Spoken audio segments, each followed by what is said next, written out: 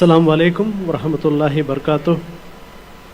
Stage पे बैठे आज के हमारे प्रेसिडेंट शेख अंसारी साहब, पॉपुलर फ्रंट के दीगर स्टेट लीडर्स और हमारे दीगर गेस्ट, मेरे सामने बैठे हुए मेरे भाइयों बहनों, अब सबका मैं पॉपुलर फ्रंट ऑफ इंडिया के नेशनल कमेटी के तरफ से भी शुक्रिया अदा करता हूं, क्योंकि आज आप अल्हम्दुलिल्लाह इतने बड़े एक तादाद में आप लोग यहाँ पर आए।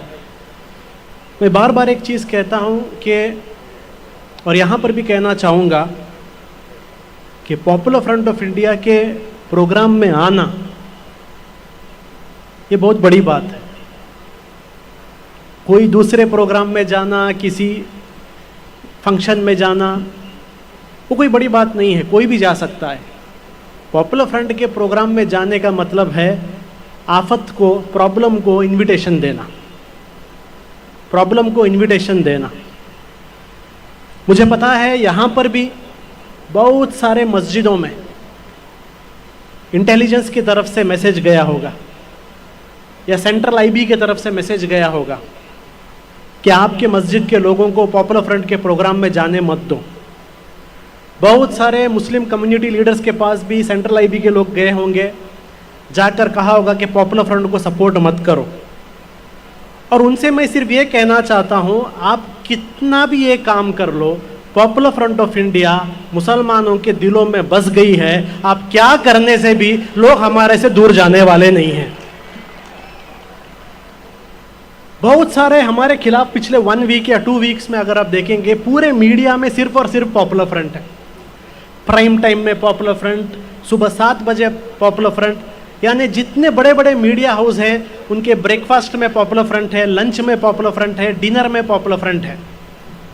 ये सब करने के बाद भी हम इतना बड़ा बड़ा प्रोग्राम इंडिया के अंदर कर रहे हैं। लोग हमसे पूछेंगे कब पॉपुलर फ्रंट के प्रोग्राम्स बंद होंगे। नॉर्मली बंद होने चाहिए थे ना, जब इतना प्रॉब्लम हो रहा है हमारे प्रोग्राम्स बंद होने चाहिए थे। तो एक क्वेश्चन आता है, when will Popular Front programme stop? Popular Front के प्रोग्राम कब बंद हो जाएंगे? उनको कहना चाहता हूं, इंशाअल्लाह जब तक इंडिया में पॉपुलर फ्रंट का लास्ट मेंबर रहेगा तब तक ये प्रोग्राम्स चलते रहेंगे।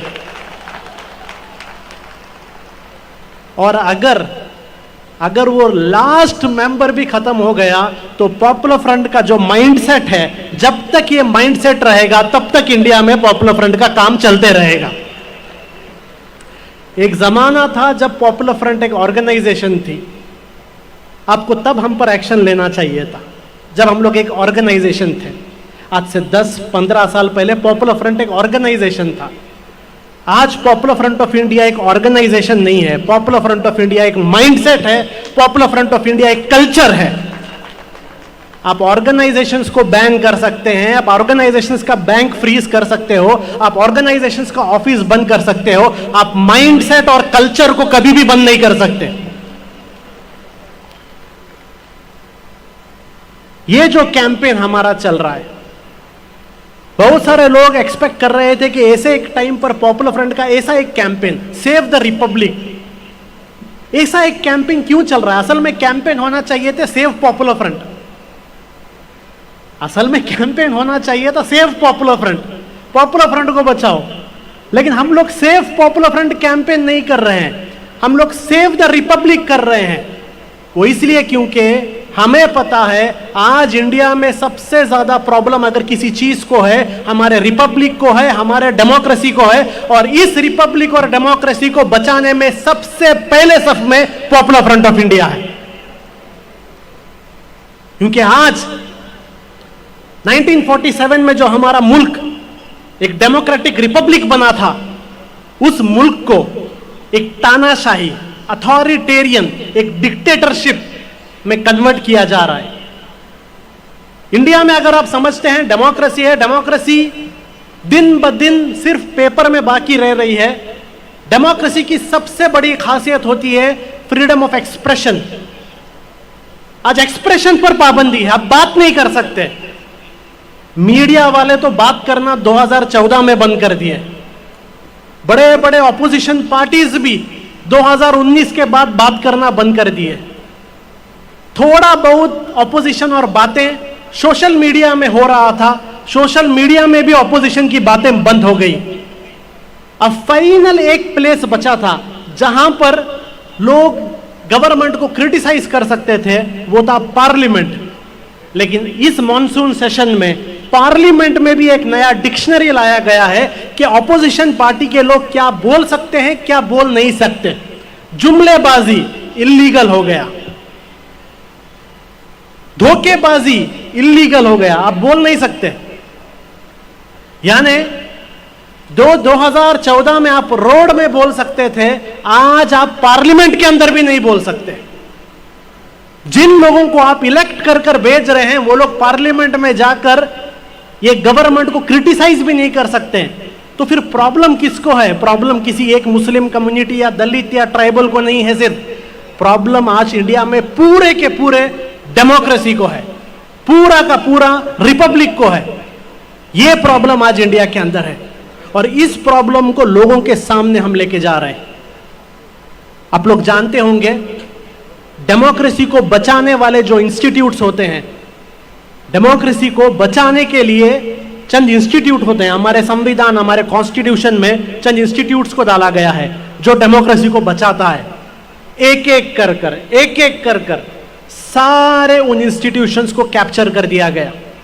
चंद लोग पूछते हैं आरएसएस 80 साल से क्या कर रहा था?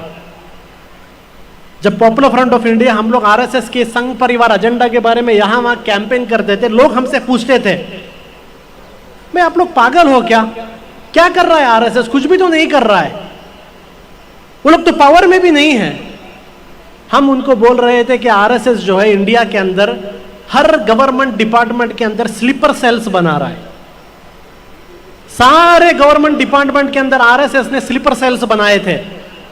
वो स्लीपर सेल्स शाखा में ट्रेंड थे, जिनके अंदर हिंदुत्व आइडियोलॉजी डाला गया था और उन्हें कहा गया था कि आप लोग साइलेंट रहो, आरएसएस के एजेंट्स हो बट साइलेंट रहो। जिस दिन वक्त आएगा और आपको कहा जाएगा एक्टिवेट हो जाओ, आप लोग एक्टिव हो जाओ। इसलिए आप लोग आज ऑल ऑफ अ सडन देख रहे हो ऐसे बड़े बड़े पॉलिटिकल लीडर्स जिनको आप बहुत सेक्युलर समझते थे, all of a sudden BJP में जाकर हाइपर कम्युनल होते हैं। ये कभी भी सेक्युलर नहीं थे, ये बीजेपी के स्लीपर सेल्स थे, ये स्लीपर सेल थे आरएसएस के। आप देखते हैं चंद बड़े बड़े जर्नलिस्ट जो एक जमाने में बड़ी बड़ी कम्युनल हार्मनी की बातें करते थे, आज रात 9 बजे वो जर्नलिस्ट प्योरली एक एंटी मुस्लिम एजेंडा चला रहे हैं। आपको ताज्जुब होगा, भैया इतना अच्छा आदमी इतना बुरा कैसे हो गया? ये कभी भी अच्छा नहीं था, ये आरएसएस का स्लीपर सेल एजेंट था जिसको इतने साल डीएक्टिवेट करके रखा गया था, आज उसको एक्टिवेट किया गया है। ये स्लीपर सेल्स के थ्रू आरएसएस ने 80 साल काम किया और आज हम देख रहे हैं इंडिया के मेजर इंस्टीट्यूशंस, चाहे वो मीडिया हो, चाहे वो पार्लियामेंट हो, जुडिशरी को कंट्रोल किया जा रहा है, हर इंस्टीट्यूट को कंट्रोल किया जा रहा है। ऑपोजिशन पार्टी साइलेंस है। अगर कोई ऑपोजिशन पार्टी बात करता है, आप देख रहे हैं किस तरीके से ईडी और इनकम टैक्स का रेड्स हो रहे हैं। या तो आप ईडी और इनकम टैक्स का रेड से डर जाओ या फिर आप बीजेपी के साथ चले जाओ, पार्टी को डिवाइड करो। तमिलनाडु में बीजेपी का एक बहुत बड़ा कॉन्स्पिरेसी चल रहा है। यहां के बीजेपी प्रेसिडेंट ने भी 1 वीक पहले स्पीच में कहा है, जिस तरीके से महाराष्ट्र में शिवसेना को फैमिली मेंबर्स के थ्रू डिवाइड किया गया, उसी तरीके से तमिलनाडु में भी डीएमके को डिवाइड करने का काम चल रहा है।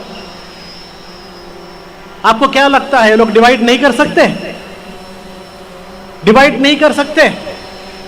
ऑलरेडी डीएमके में ऐसे बहुत सारे लोग हैं जो लीडरशिप चाहते हैं। ऑलरेडी डीएमके में ऐसे बहुत सारे लोग रहेंगे जिनके पास ईडी के और इनकम टैक्स के केसेस हैं। सिर्फ अमित शाह को उनके सामने जाके फाइल रखना है। फिर आप देखेंगे इंडिया के बहुत सारे स्टेट्स में रिसोर्ट ओपन है और रिसोर्ट में जाके बैठकर पार्टी को डिवाइड करने के लिए। तृणमूल कांग्रेस में भी इसी तरीके का शिवसेना एग्जाम्पल इंप्लीमेंट किया जाने का प्लान चल रहा है। डीएमके में भी चल रहा है। एडीएमके तो आपने देखा ऑलरेडी काम हो गया है। तो इंडिया में जितने भी बड़े बड़े ऐसे रीजनल पार्टीज हैं, टीआरएस है, ये सारे बड़े बड़े रीजनल पार्टीज में same to same Shiv Sena formula इस्तेमाल किया जा रहा है उसको डिवाइड करने के लिए। ये पावर गवर्नमेंट आज इंडिया में रखती है। मैं ये आप लोगों के सामने इसलिए कह रहा हूं क्योंकि मेरे सामने ज्यादातर मुसलमान हैं। हमारी एक आदत है, डूबते को तिनके का सहारा, डूबते को तिनके का सहारा।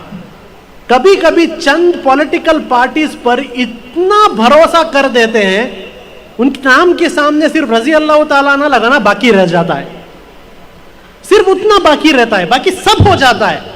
हमें ये बचा लेंगे, हमें ये बचा लेंगे। महाराष्ट्र में देखिए ऐसी तारीफें उद्धव ठाकरे की, पार्टी खत्म हो गई उसकी। आपको क्या लगता है तमिलनाडु में जिन लोगों को आप मसीहा समझते हैं, कल उनकी पार्टी को ये लोग अगर डिस्ट्रॉय करेंगे, कौन सा मसीहा आपका रहेगा? अगर तृणमूल को ये लोग डिवाइड कर देते हैं, कौन सा मसीहा रहेगा? तो ये जो एक मेंटेलिटी है, एक यहां वहां मसीहा को ढूंढने की, वो मेंटेलिटी छोड़िए। ये मेंटेलिटी कहीं काम आने वाले नहीं है। आपको अपने पैरों पर खड़ा होना होगा, एम्पावर्ड होना होगा, खुद मुख्तार होना होगा। ये दूसरों पर जो डिपेंडेंसी है, डिपेंडेंसी में हम नहीं जाएंगे, अलायंस में जाइए, अलायंस में जाइए, डिपेंडेंसी में मत जाइए। क्योंकि डिपेंडेंसी में आप सिर्फ और सिर्फ कूली का काम करेंगे, अलायंस में आप पार्टनर का काम करेंगे, याद रखिए। और पार्टनर कूली से बेहतर होता है। ये एक चीज हमें सोचनी होगी कि आज से 5-10 साल बाद क्या होगा। आज के बारे में मत सोचिए, 5-10 साल के बाद सोचिए। तो ये एक अथॉरिटेरियन सिस्टम इंडिया के अंदर आ रहा है। इसके साथ अगर आप देखेंगे मुस्लिम जेनोसाइड, हमने कभी सोचा भी नहीं था कि इंडिया के अंदर जेनोसाइड के बारे में कोई ओपनली बात करेगा। हम तो सोचते थे जेनोसाइड तो वो तो सिर्फ आर्मेनिया में हो सकता है, या फिर बोस्निया में हो सकता है, या फिर कंबोडिया में हो सकता है, या फिर रवांडा में हो सकता है। हमारे इंडिया में जेनोसाइड के बारे में बात करना ही इलीगल है करके हम सोच रहे थे। लेकिन आज पूरे इंडिया के अंदर अलग अलग जगह धर्म संसद कर कर ओपनली जेनोसाइड की बात की जा रही है, ओपन जेनोसाइड। और किसी को प्रॉब्लम नहीं है, मीडिया को प्रॉब्लम नहीं है, पुलिस को प्रॉब्लम नहीं है। पॉपुलर फ्रंट के प्रोग्राम्स में हमें पुलिस के तरफ से इंस्ट्रक्शंस आता है, आप क्या बोलना है क्या नहीं बोलना है।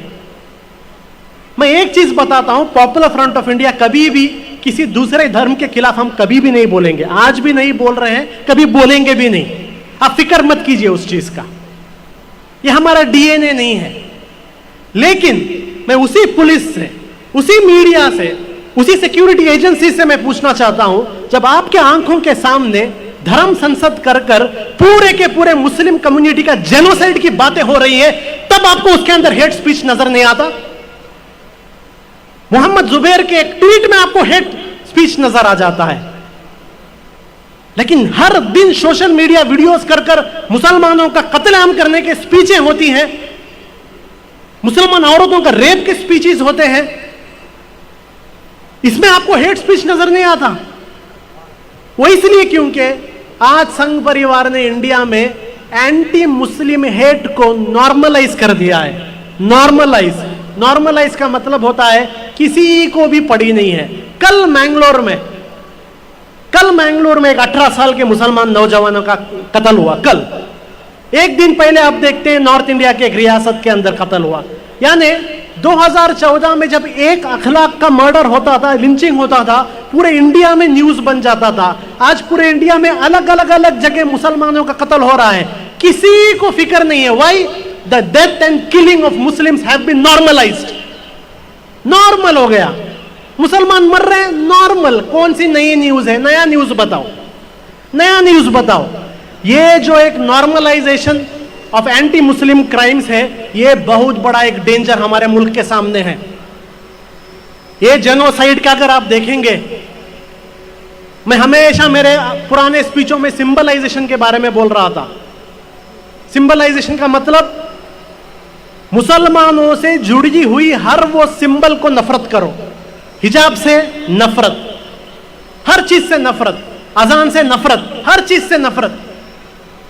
अभी जो सिचुएशन हो रहा है इंडिया में, क्रिमिनलाइजेशन ऑफ इस्लाम चल रहा है। यूपी के अंदर चंद हमारे मुसलमान साथी एक रेलवे स्टेशन के कॉर्नर में जाके नमाज पढ़ रहे थे, उन पर भी केस।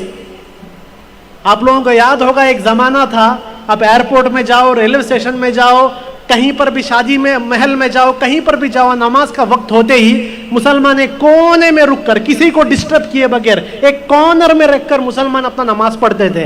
क्योंकि हमारे लिए नमाज जगह देख के नहीं पढ़ी जाती, हमारे लिए नमाज टाइम देख के पढ़ी जाती है। एक कोने में रुककर हम पढ़ते थे, किसी को भी प्रॉब्लम नहीं होता था। लेकिन आज मुसलमानों का नमाज पढ़ना ही एक टेरर एक्टिविटी हो गया है। मुसलमानों का नमाज पढ़ना टेररिज्म हो गया है, terror activity, it's a crime. ये इतने सालों का काम है। आप लोग पूछ रहे हैं सिचुएशन कब चेंज हुआ? आरएसएस ने क्या किया? ये किया कि एक मामूली एक कॉर्नर में नमाज पढ़ना भी क्राइम हो गया है, अजान देना भी क्राइम हो गया है, हिजाब पहनना भी क्राइम हो गया है, हलाल खाना भी क्राइम हो गया है। और अभी इसका और एक स्टेज में वो लोग आ गए हैं। यह आप लोगों के लिए बहुत जरूरी बात है जो मैं आपके सामने रखना चाहता हूं। अभी नया फेज में जो आप आए हैं वो ऑर्गेनाइजेशन का फेज है। ऑर्गेनाइजेशन का फेज, जेनोसाइड का मतलब यह है ऑर्डिनरी लोग जिनका क्राइम से कोई लेना देना नहीं है, ऐसे ऑर्डिनरी लोगों के हाथों में वेपन्स पहुंचा रहे हैं और ऐसे ऑर्डिनरी लोगों को वेपन्स ट्रेनिंग देकर मुस्लिम्स कत्ल करने का ये लोग प्लान बना रहे हैं। और उसी का मिजाज आप देख रहे हैं पूरे इंडिया के अंदर। आरएसएस और संघ परिवार की तरफ से आप देखेंगे वेपन्स ट्रेनिंग दिया जा रहा है। ये वेपन ट्रेनिंग क्या है? ये वेपन्स ट्रेनिंग क्या है? ये जेनोसाइड का ऑर्गेनाइजेशन जो फेज है, स्टेज है, उस स्टेज का हिस्सा है जिसमें ऑर्डिनरी लोगों के हाथ में वेपन्स दिया जा रहा है।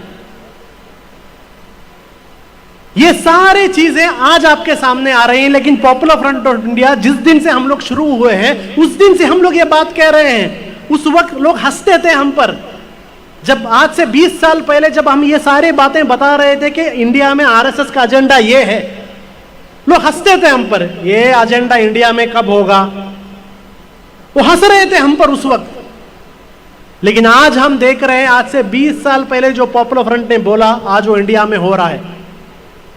और पॉपुलर फ्रंट ऑफ इंडिया ने सिर्फ बताया नहीं, जहां जहां पॉपुलर फ्रंट है, जहां जहां पॉपुलर फ्रंट है वहां पर हमने आरएसएस के इस एजेंडे को स्टॉप करने की दिन रात कोशिश की, आज भी कर रहे हैं। और उसी का नतीजा आप देख रहे हैं। इस बार रामनवमी के वक्त पूरे इंडिया में दंगे किए आरएसएस के लोगों ने, प्लान्ड दंगे किए। लेकिन आप सब किसी ने नोट किया होगा जिन जिन मोहल्ले में पॉपुलर फ्रंट है वहां पर दंगे नहीं हुए, याद रखिए। जिन जिन मोहल्लों में पॉपुलर फ्रंट है वहां आरएसएस ने दंगे नहीं किए। यहां तक के इंटेलिजेंस के लोग यहां तक कह रहे थे कि जिस गली में भी पॉपुलर फ्रंट का पोस्टर लगा है उस गली में आरएसएस वाले नहीं आते। और ये पूरी इंडिया की बात है। ये काम हम लोग किए पिछले 20 साल से, अवेयरनेस ऑर्गेनाइज किए, लोगों को अवेयर किए, लोगों को आरएसएस का एजेंडा क्या है बताए। और इसलिए आज हमें टारगेट किया जा रहा है, इसलिए हमें टारगेट किया जा रहा है। आप ये मत समझिए आज ही टारगेट हो रहा है, जिस दिन से हम शुरू हुए उस दिन से हमें टारगेट किया जा रहा है। कितने क्या हमारे भाई शहीद हुए हैं, पॉपुलर फ्रंट के कितने भाई शहीद हुए हैं तमिलनाडु में, केरल में, कर्नाटका में। इस साल में हमारे भाई शहीद हुए, ये साल में। उन्होंने सोचा हमारे पॉपुलर फ्रंट के मेंबर्स को कत्ल करके पॉपुलर फ्रंट को डराया जाएगा।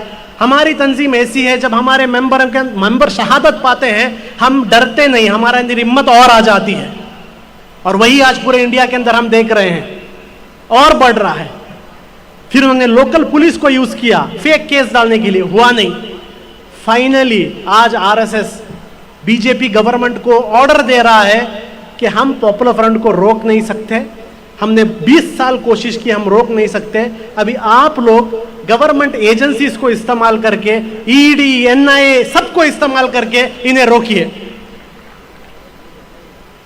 मैं अभी एक बात आपके सामने रख रहा हूं, एक बहुत बड़ा कॉन्ट्रैक्ट आरएसएस के तरफ से बीजेपी को गया है, बीजेपी की तरफ से कॉन्ट्रैक्ट ईडी, एनआईए, आईटी को गया है। वो कॉन्ट्रैक्ट क्या है? पॉपुलर फ्रंट को रोकने के लिए। लेकिन मैं उनसे कहना चाहता हूं, जिस तरीके से 20 साल से आप हमें रोक नहीं सके, इंशाअल्लाह आगे भी आप हमें रोक नहीं सकेंगे। उसकी छोटी वजह यह है, जो चीज देखकर आप हमें डरा रहे हो, जो प्रॉब्लम्स बताकर आप हमें डरा रहे हो, ये प्रॉब्लम्स होंगे करके ही हम लोग इस तंजीम में ज्वाइन हुए हैं।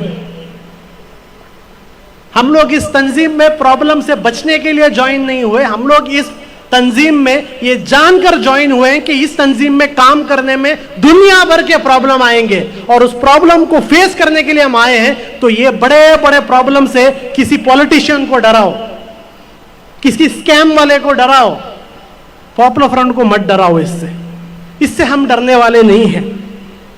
ये सारा चीज हमने प्रेडिक्ट किया था।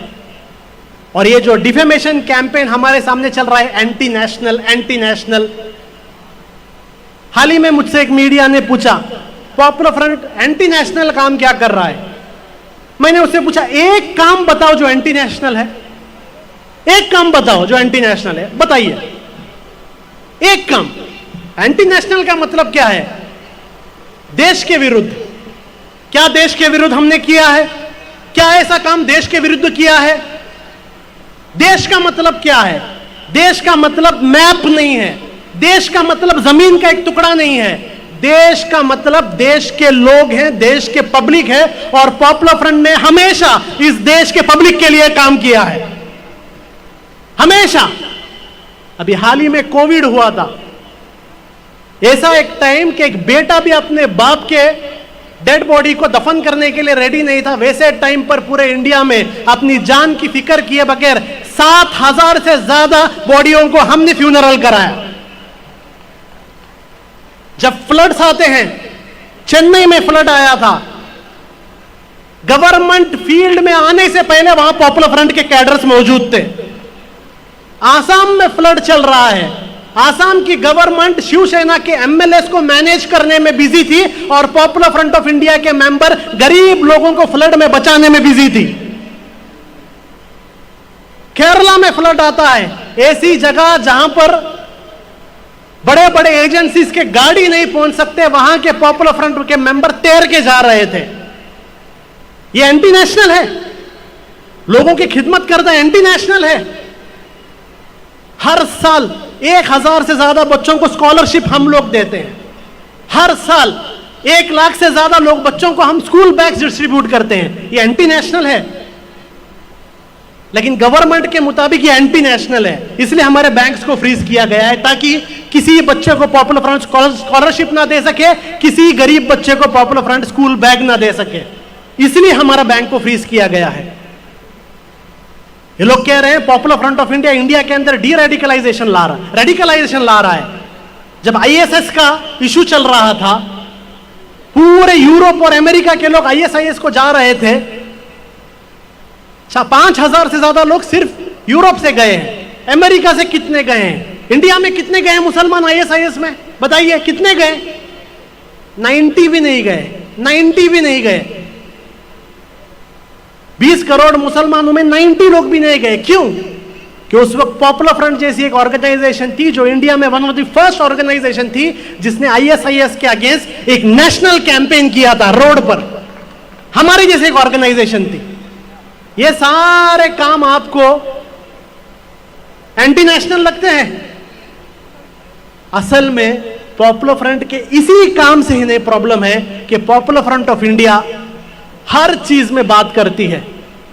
देखिए जितना कमिटमेंट से पॉपुलर फ्रंट ऑफ इंडिया गरीबों के लिए काम कर रही है, मैं बताता हूं आपको, मैं आरएसएस को भी बताना चाहता हूं, जितना कमिटेड हमारा एक मेंबर एक फ्लड में गरीब आदमी को बचाने के लिए कमिटमेंट दिखाता है, जितना commitment popular front of India एक गरीब स्टूडेंट को स्कॉलरशिप देने में दिखाती है, उतना ही कमिटमेंट जब भी इंडिया के ये फैसिस्ट इंडिया के आवाम के हक छीनने की कोशिश करेंगे, तब भी पॉपुलर फ्रंट ऑफ इंडिया उतना ही कमिटमेंट दिखाएगा। आप खामोश रहो, पॉपुलर फ्रंट भी अपना काम करेगा। लेकिन आप अगर काशी मथुरा किए, अगर आप मुसलमानों के कॉन्स्टिट्यूशनल राइट्स को छीनने की कोशिश करेंगे, तो सबसे पहले आपको डेमोक्रेटिक एजिटेशन में पॉपुलर फ्रंट ऑफ इंडिया रास्ते में मिलेगी। तो ये समझना कि पॉपुलर फ्रंट ये सब चीजों से खामोश रहेगा तो वो तो होने वाला नहीं। मैं मेरी बात खत्म करते हुए आप लोगों से एक दरख्वास्त करके मेरी बात खत्म करता हूं। देखिए, आज का माहौल मैंने आपके सामने रखा, मुझसे अच्छा आपको पता है। इस माहौल में आप लोगों के सामने दो ऑप्शन है। एक ऑप्शन ये है, जो हो रहा है होने दो, अपने आप सब ठीक हो जाएगा, अपने आप सब ठीक हो जाएगा, अपने आप आरएसएस वाले सुधर जाएंगे, अपने आप वो मुसलमानों से मोहब्बत करना शुरू कर देंगे। या फिर दूसरा ऑप्शन है, ये जो आरएसएस संघ परिवार का फैसिस्ट एजेंडा है, ये जो आरएसएस का जो एक जेनोसाइड करने का एक प्लान है, उस प्लान को रोकने के लिए आपको जो पॉसिबल है वो पॉसिबल काम आप करो। ये दो ऑप्शन है। पॉपुलर फ्रंट में तो हमने ये सेकंड ऑप्शन को अपना लिया है। हमने सेकंड ऑप्शन को अपना लिया है वो इसलिए क्योंकि जब भी हमारे घर में कोई बुजुर्ग आदमी आते हैं, उनसे हम लोग पूछते हैं 1947 में आप थे क्या? वो कहते हैं हाँ मैं 1947 में था। ब्रिटिश लोगों के टाइम आप थे क्या? हाँ मैं था।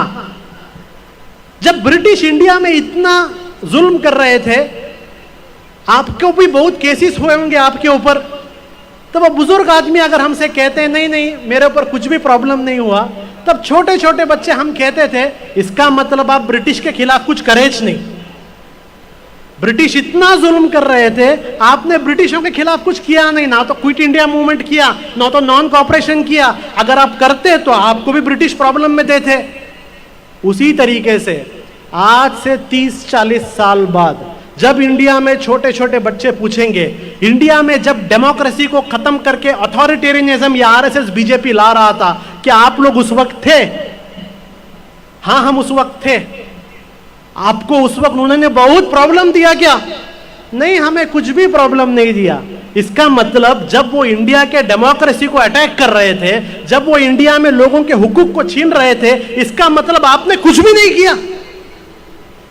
क्या शर्म का एक मोमेंट होगा जब छोटे बच्चे आपसे पूछेंगे और आपके पास जवाब नहीं रहेगा। इंशाअल्लाह पॉपुलर फ्रंट का हर एक मेंबर उस वक्त कहेगा हाँ हम लोग थे, हमारे पीछे ईडी आई, हमारे पीछे एनआईए आई, हमारे पीछे इनकम टैक्स आए, हमारे ऊपर केसेस पड़े, हमारे खिलाफ मीडिया आया, हम उनकी सबसे बड़े ऑपोजिशन थे। और ये हमारे लिए सर्टिफिकेट होगा, सर्टिफिकेट। आज जो पॉपुलर फ्रंट के मेंबर जेलों में है, बेकसूर मेंबर जेल में है, हम उनको अपराधी नहीं समझते, हम उन्हें आरोपी भी नहीं समझते। हम समझते हैं वो आज के जमाने में डेमोक्रेसी के सबसे बड़े वॉरियर्स हैं। और आज से 20-30 साल बाद शायद बड़े बड़े लोगों को बच्चे याद नहीं रखेंगे, लेकिन जेल में रहने वाले अनशद फिरोज जैसे लोगों को इंशाअल्लाह लोग याद रखेंगे, क्योंकि ये वो लोग थे जिन्होंने डेमोक्रेसी को बचाया, जिन्होंने जालिम के सामने हक की बात बोली, अपने प्रॉब्लम्स की परवाह किए बगैर। तो आप लोगों के सामने भी ये दो ऑप्शन है, या तो खामोश रहिए और जो प्रॉब्लम आता है आंख बंद कर सह लीजिए, या फिर इंडिया के अंदर हमारे सामने आज भी जो अलग अलग डेमोक्रेटिक मीन्स हैं, उस डेमोक्रेटिक मीन्स को इस्तेमाल कर कर जुल्म के सामने आवाज उठाइए। इंशाअल्लाह अगर आप लोग इस दूसरे ऑप्शन में आएंगे, पॉपुलर फ्रंट ऑफ इंडिया की तरफ से हम आपसे वादा करते हैं आपके साथ हर कदम इंशाअल्लाह पॉपुलर फ्रंट रहेगा। एक बड़ा सवाल है जिसका जवाब आने वाला 20 साल डिसाइड करेगा। हमारे सामने ऑप्शन है, मैं ये सवाल आपके सामने रखकर कि आप कौन से ऑप्शन में जाएंगे और आने वाला मुस्तकबिल, आने वाले बच्चों को आप कैसा इंडिया देंगे, ये सवाल मैं आपके सामने रखकर मेरी बात को खत्म करता हूं। वाखिर दाना अल्हम्दुलिल्लाहि रब्बिल आलमीन। अस्सलामु अलैकुम।